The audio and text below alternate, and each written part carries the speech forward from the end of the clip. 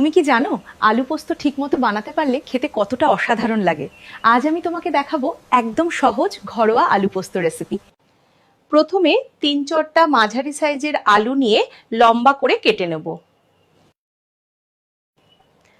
এবার 2-3 চামচ পোস্ত ভালো করে ধুয়ে নিয়ে সামান্য জল দিয়ে মিহি করে বেটে নেব।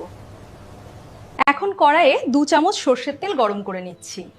তেলটা গরম হয়ে গেলে কেটে রাখা আলুগুলো দিয়ে হালকা করে ভেজে নিচ্ছি।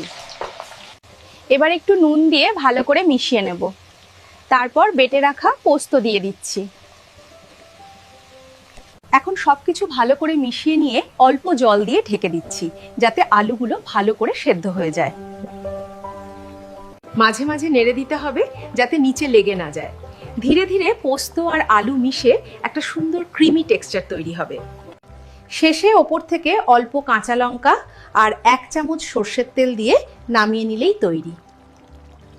দেখতেই পাচ্ছ, একদম সহজে তৈরি হয়ে গেল আমাদের সুস্বাদু আলু পোস্ত।